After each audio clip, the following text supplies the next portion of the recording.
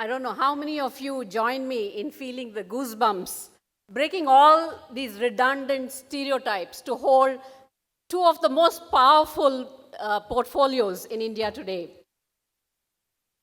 I never dreamt that I would meet the Honorable Finance Minister. Today I have the extraordinary privilege of introducing this woman.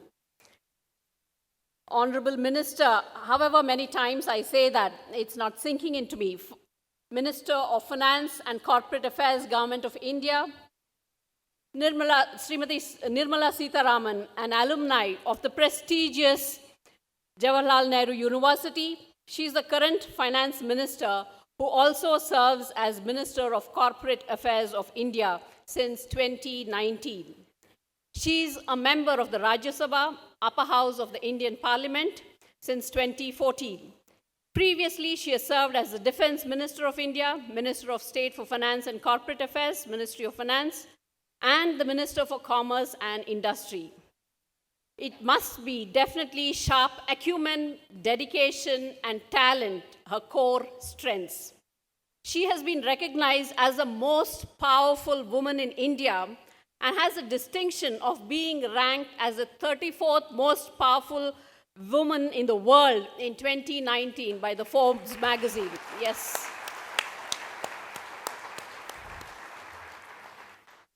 Power has never looked as elegant and distinctive as this, inspiring thousands of women world over.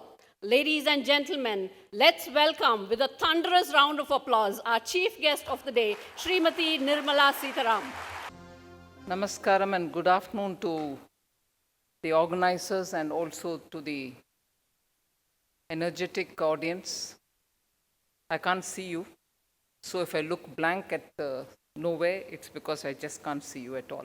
There's no light on your faces. Thank you for giving me this opportunity. Oh, thanks. Otherwise, it feels as though you're talking to the darkness, and that's not what I'm talking to. So, it's always a pleasure to come to Bangalore and also to interact with those who are the talk of the town, talk of the country, and talk of economies which want to be robust. The startup universe, which seems to be anchored in Bengaluru and which also has a magnetic power that it seems to attract the global talent towards Bengaluru from wherever.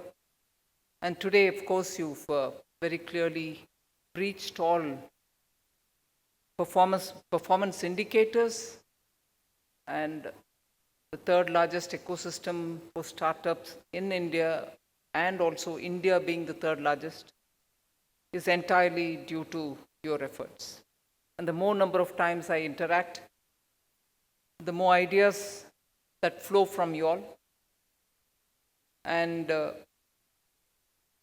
ideas are not just for improving the ecosystem itself, but also for government to realize that there are so many ever newer areas into which talent can flow, into which innovations can happen, in which when innovations happen, they change the lives of people.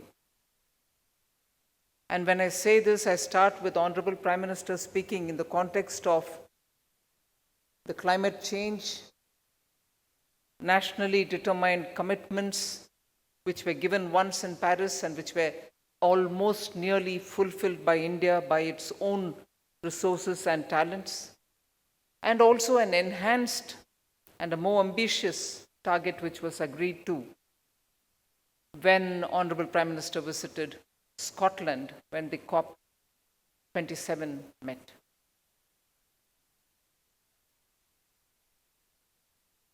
Now, commitments given there were for achieving certain goals, and climate is one area which concerns all of us. So I think when I talk to startups, and for those who are facilitating startups, and for those who think in terms of, at various different levels, funding the startups, I would still appeal, even at the very beginning, that other than fintech, other than software related, services related, other than service as a software as a service, the SaaS, there are very critical areas in which India would struggle to get talent and also technology. But the moment you start asking for technology, you have a price to pay. However worth it is, I would still think I'll start my appeal to startups and also those who are with the startups, enabling them to perform and to mobilize resources for funding. An importance should be given for climate and climate-related solutions, innovations which are so required, so that when you're talking about Atmanirbhar Bharat, it is not just for defense or strategic matters. It's not just for self-sufficiency in food. It is also not just self-sufficiency in certain manufacturing areas which are so critical, but it is self-sufficiency to be able to transition to a better climate in India, to a better climate or less challenged climate conditions in India. These are going to cost a lot for the Indian economy. That cost is not going to be affordable at all if you look at the way in which technologies are being ramped up all over the world. But that cost is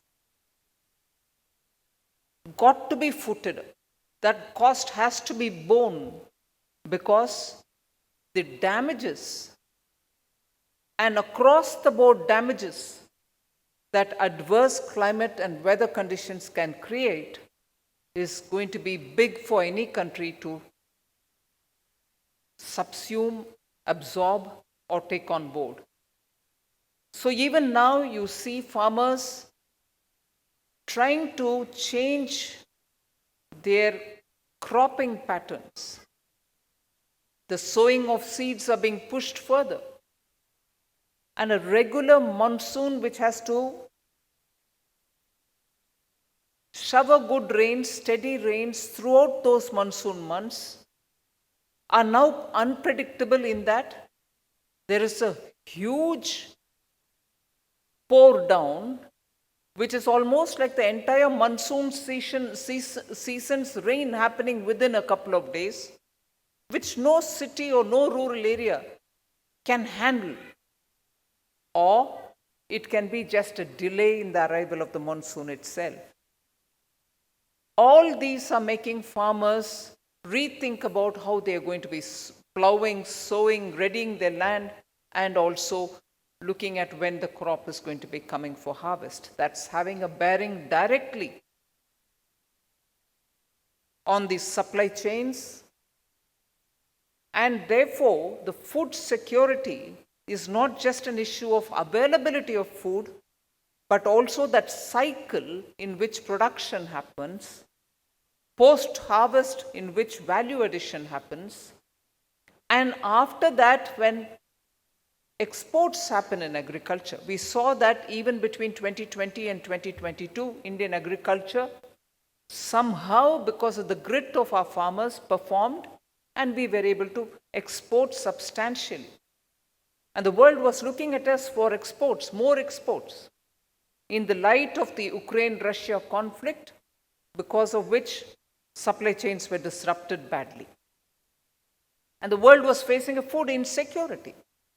Countries like India, where there is a rich farming tradition, and every 100 kilometers, I'm told, there is a agro-eco environment which is prevalent. So it's not as if all over the country it's the same thing. Every 100 kilometers, there are smaller changes which the farmers are quite familiar with.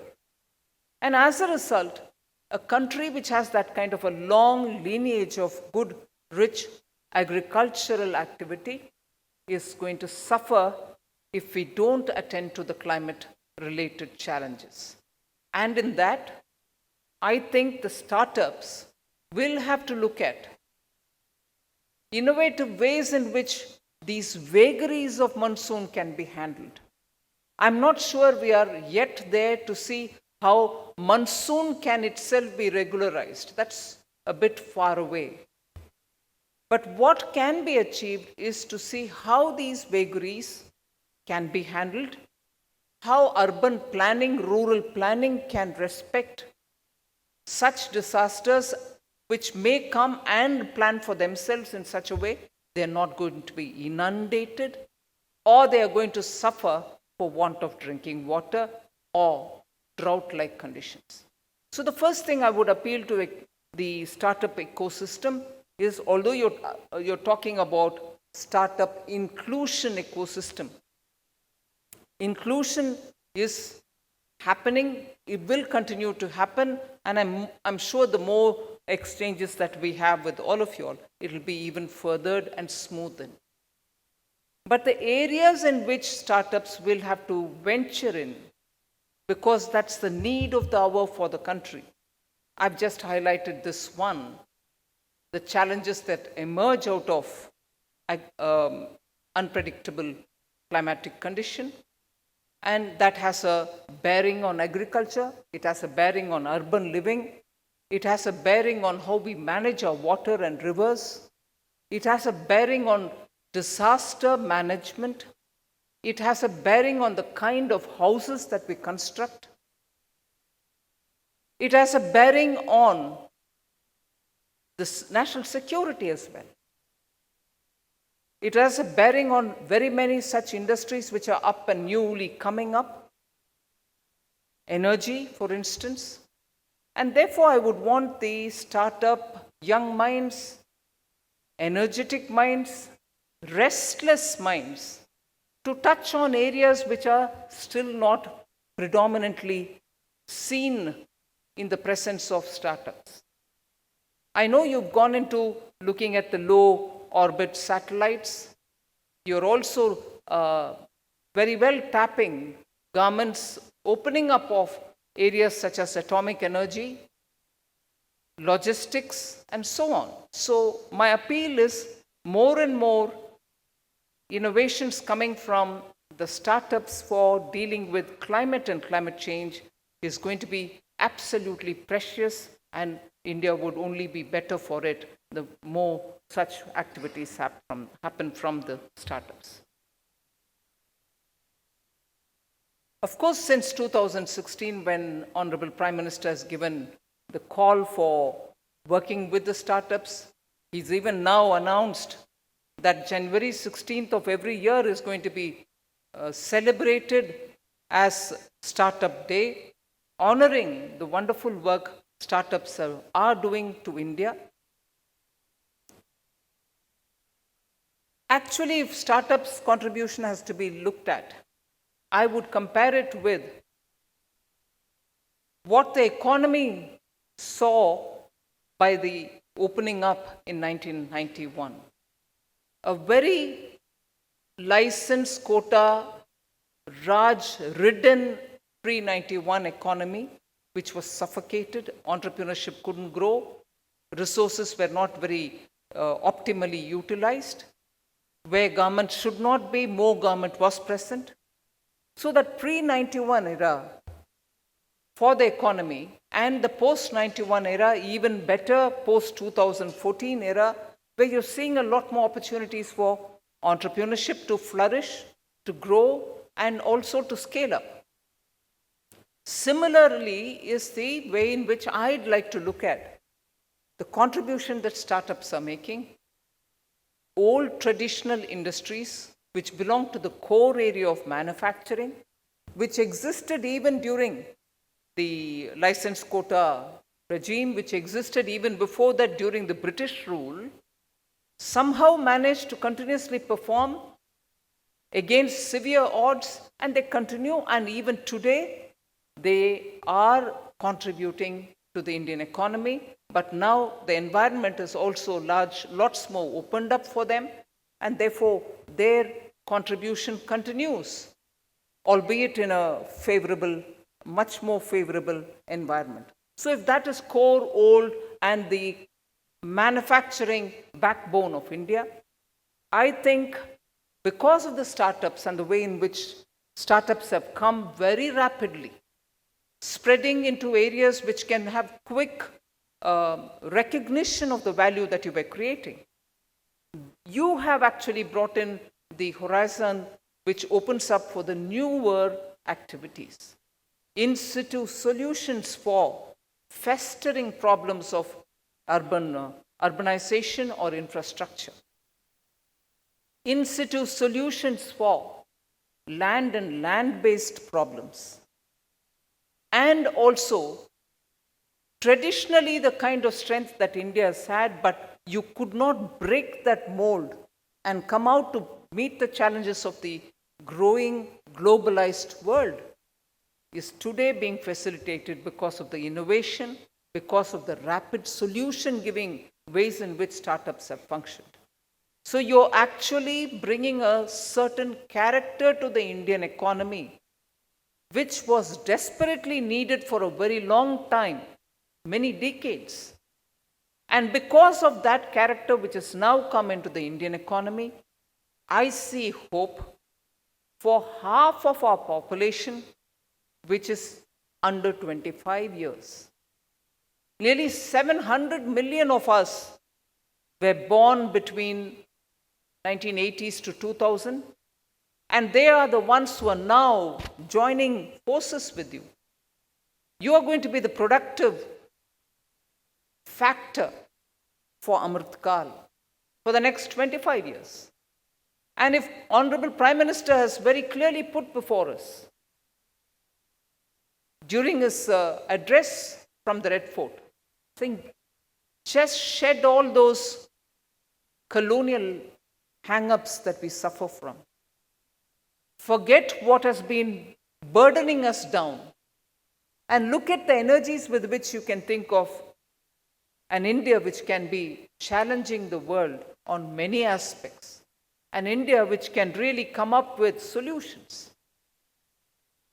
There was one young man in my team who said, "Ma'am, we don't any longer have an India which wants technology.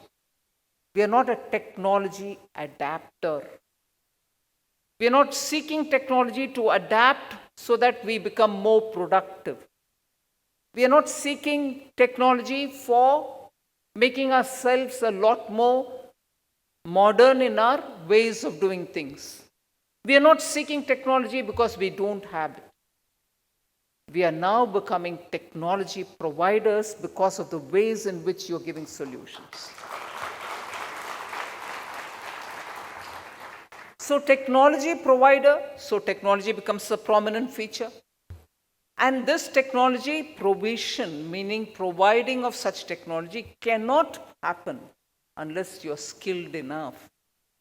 Unless you are skilled enough and you keep upgrading your skills effortlessly,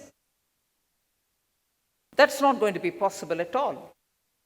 So you're looking at an India which is now placing primacy for technology, and you're looking at an India which is now placing primacy for skilling. And we are not just looking at skilling just those people who will know to use tools to take care of a simple machine repair, or a car which is faulted in the road, or a tire which is dysfunctional. They are required as well. Yes, that is fine. But you're looking at skilling for those sectors which are new and upcoming. New and upcoming, I would say, the renewable energy sector. The transition from fossil fuel to newer energies which are going to be earth-friendly. And for that, it is not just getting that finer technology which is going to do the conversion, but also those who are going to be skilled enough to maintain that, service that, recharge them. So you're creating a layer which is now requiring newer skills, which is also now required rapidly. Because the advancement that India is making into renewable energy demands that we have enough number of people who can also service it, who can also continuously maintain them in their prime form. So you're looking at skilling and technology as the two prominent feature of this new India in its Amrit Kal, which is leading towards India, which will be a developed India by 2047, and you will be the change makers for it, because that's the age.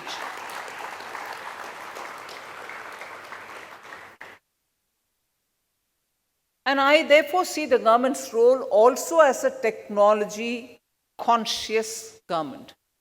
So the government can for 1 minute call itself techpreneur, not so much an entrepreneur, because we strongly believe we should not be in business where we are not required to be. There are some core sectors which have been identified, which have been announced in the last budget through a policy, the budget before 21 budget, through a policy announcement that government will be present in minimum form and fashion in those sectors which are core sectors and not beyond.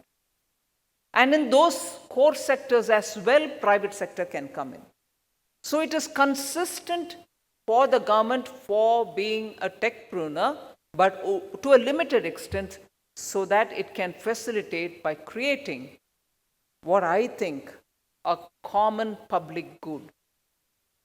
And what are they? You already know, many of you already are onboarded onto it.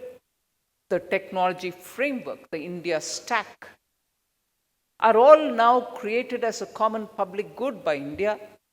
And Indian entrepreneurs are welcome to use it. And that is why simultaneously when you came up with account aggregator, with which anyone can have very quick access to credit based on information sharing by agencies which are authorized by the account holder themselves. Similar is the ONDC, which has come for digital commerce. It's an open network. Similar is the OSEN, the Credit Enhancement Network, which is open again. All these are going to bring in greater inclusion, financial inclusion for startups, the small businesses who may not be in the innovation mode, but who are actually generating a lot of things in the manufacturing or in the service sectors. Banks are becoming a lot more tuned into startups and their requirements. And that is why when government announced the policy and when it is bringing all these public infrastructure, the digital infrastructure, banks are first getting themselves onboarded onto it so that they benefit from that wide access of information through which they are able to access those clients who it would want for their service or for providing them with banking facilities. So many things which Government of India is moving on with, which aims for financial inclusion and also for providing that very important digital basis for our Indian economy. That is the basis with which we are able to now reach out to every individual citizen for any service that he might want. The digital base gives that opportunity for us, whether you're transferring money to him or whether you want banking service extended to him or whether he's a farmer who's looking for better marketing of his products, or whether you're looking at an MSME which produces some of the rarest components for even aerospace industries.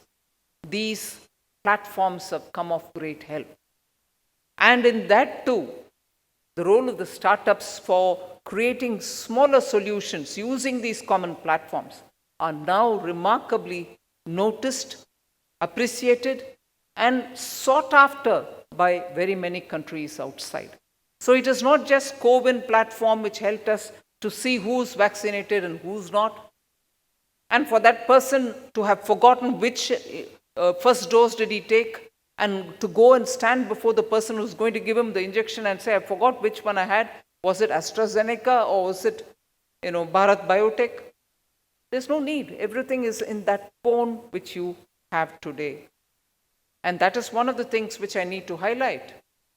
What was the coverage in 2014? There was a lot of data given to me, and promptly my people have kept it before me. I'm not sure if it is important for you, but I think in the business of understanding where India is and where India moved from in 2014 to today, if I can get the data, I'd like to tell you.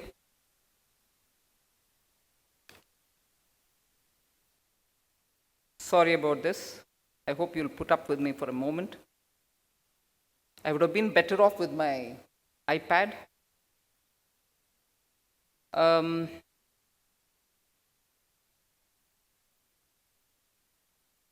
Yes. In 2009, only 17% of adults in India had bank accounts. Only 15% used digital payments. 1 in 25 had unique ID documents. And about 37% had mobile phones. But in the recent times, what are the unprecedented changes that have happened? Tele-density has gone up to 93%. Over 1 billion people had a digital ID document. 80+% had bank accounts. And as of 2022, over 6 billion digital payment transactions are completed every month, per month. So technology is a medium to empower people of the country, and that is where Government of India is putting in a lot of resources and also skills. I know we are spending a lot in terms of providing medical facilities to people. The e-Sanjeevani initiative of Government of India, the Health and Family Welfare, is digitally connecting doctors to patients. And interestingly, this morning when I was coming from Delhi to Bengaluru, a passenger seated next to me said, I'm from the US, but I've come here. Oh, are you a startup? Was my first question. He said, no, but I'm in the business of getting patients to India for treatment, and the numbers are growing unbelievably. So I just want to quote this number, which I was happy to hear. Digitally connecting doctors to patients, which is helping the patient to reach the last mile. Over 7 crore teleconsultations have taken so far since 2019. So when I'm addressing startups for inclusion, I'm actually asking for you to have many more things included in your scheme of things. Because that's how the benefit of innovative brains can actually help the country. From our side, the government is always open for inputs, for your thoughts. I think in the last 8 years, without sort of discouraging entrepreneurs, we are only trying to catalyze what they can contribute to the country. Startups, one term which used to harangue me in 2019 when I took over the finance ministry, was angel tax. And if it was indeed angel tax, I used to wonder why startups are after me. It is angel enough, but it wasn't. And therefore, we had to do a lot of correction. Angel tax was brought in 2012, but it was in 2019 that its applicability on startups were completely removed. And also, in order to bring in greater inclusion for startups, Government of India holds Startup Innovation Week and also has Digital India Week, Smart India Hackathon, There are so many such programs to expose startups to the areas in which a lot of challenges are being faced by us, and many solutions are coming through as given by you all. Many premier institutions, IITs, IIMs, NITs, are all now becoming agents for nurturing talent and also for promoting many of the startup young minds.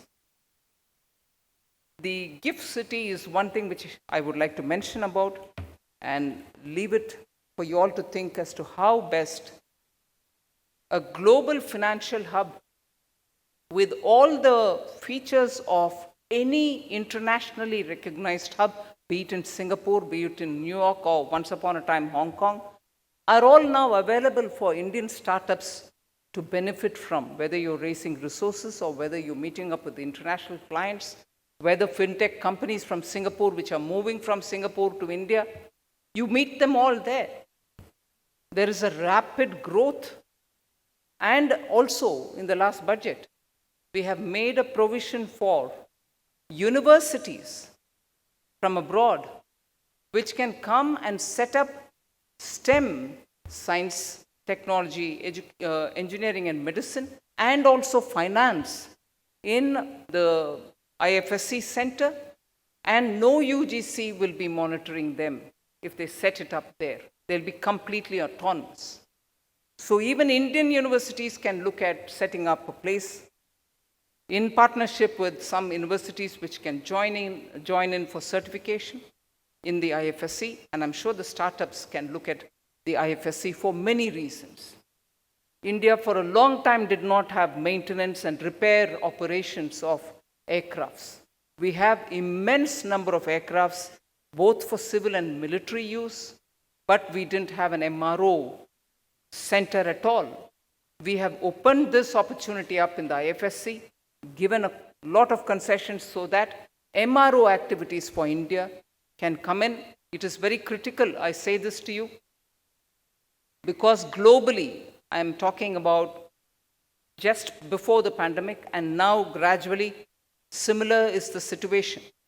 Globally, if air traffic is improving at a certain number, India alone is growing at 16%, and the rapid rate at which air travel is increasing, MRO is going to be one of those big areas, both for skilled manpower and for large companies which want that facility, not just for those who operate within India, but those who fly over India and fly over again over India again to reach west or the east. So MRO is one area in which many of the startups can look at what kind of challenges exist so that you can do something.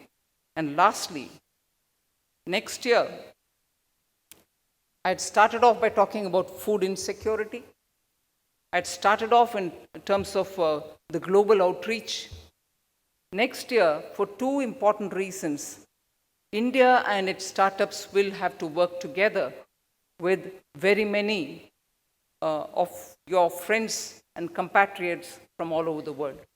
India will be chairing the G20. The presidency is India's for the next 12 months, beginning 1st December.